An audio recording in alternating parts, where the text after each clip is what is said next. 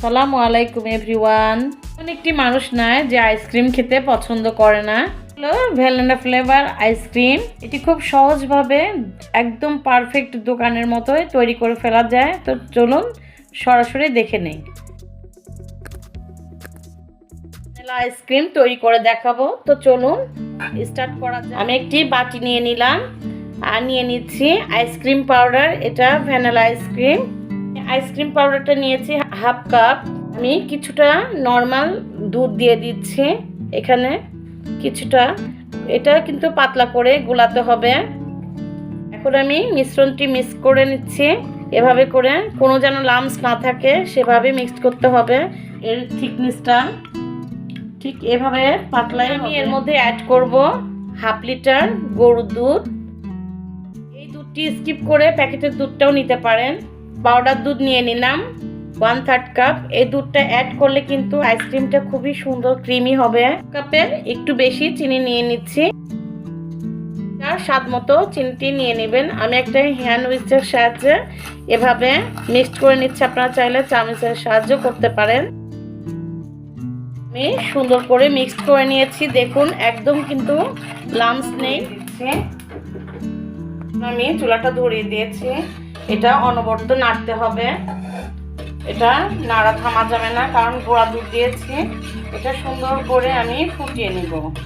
দেখুন আমি 2 থেকে 3 মিনিট জাল করে নিলাম, কারণ এটা গরুর দুধ, এই জন্য একটু বেশি সময় লেগেছে। আপনারা যদি প্যাকেটের দুধ হয় তাহলে একটু তাড়াতাড়ি নামিয়ে নিয়েছি। আর এটা গরম অবস্থাতে এই আইসক্রিম পাউডারটা মিক্সড করতে হবে। আমি একটু ভালো করে এটা নাড়া দিয়ে নিচ্ছি, কারণ কিছু সময় ধরে রাখলে নিচে চাপ ধরে যায়। এজন্য আমি এটা ভালো করে নেড়ে নিলাম। এভাবে আমি একটু একটু করে দিব আর নাড়বো। এই সময়টা কিন্তু নাড়া থামা যাবে না। এভাবে দেখুন আস্তে আস্তে কিন্তু এই গরম দুধের মধ্যে দিলেই কিন্তু এটা এমনিতেই রান্না হয়ে যাবে। এক্সট্রাভাবে চুলাতে রান্না করা লাগবে না। এটা দেখুন গরম অবস্থায় কিন্তু এই পর্যায়ে আছে।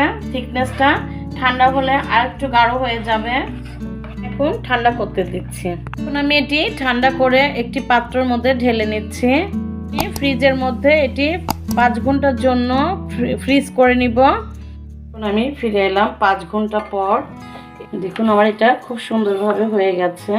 আমি এখন একটু নাড়া দিয়ে বিট করে নিব। আর এটা কিন্তু বিটার মেশিন ছাড়া হবে না, কেননা ব্লেন্ডারেও হবে কিন্তু ফ্লাভি হবে না। হাফ লিটার দুধে 1 লিটার হবে না, আর ব্লেন্ডারে করলে আপনার ফ্লাভি হয় না। এই কারণে চেষ্টা করবেন বিটার মেশিন দিয়ে এটা করার, তাহলে একদম দোকানের মতো পারফেক্ট হবে। এখন একটি বল নিয়ে নিলাম, এর মধ্যে এটা পুরোটাই ঢেলে এখন ফুল স্পিডে 8 থেকে 10 মিনিট এটা বিট করে নিব। এই সময় থামাই যাবে না, টানা বিট করতে হবে। কত সুন্দর ফুলে ডাবল হয়েছে। হাফ লিটার দুধে কিন্তু 1 লিটার হয়ে যায়। আর এটা হাই স্পিডে কিন্তু এটা বিট করতে হবে, তাহলে আপনার ফ্লাভিটা খুব সুন্দর হবে। এখন আমি এয়ারটাইট বক্সে ঢেলে রেখে দিব। 2 বক্সে কিন্তু হয়ে গেছে, একটা একটু কম হয়েছে।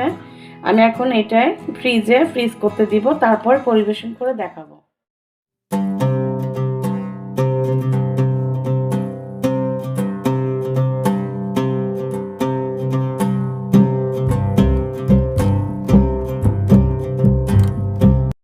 দেখতেই তো পেলেন কতটা পারফেক্ট ভাবে হয়ে গেছে। একদম দোকানের মতোই টেস্টি এবনিও সহজভাবে তৈরি করে ফেলেছি। আপনারা তো ভিডিওর মধ্যে দেখতেই পেলেন। এই ভিডিওটি ভালো লাগলে লাইক করবেন, চ্যানেলটিকে সাবস্ক্রাইব করে আমার পাশে থাকবেন। তো আজকে এই পর্যন্তই। আল্লাহ হাফেজ।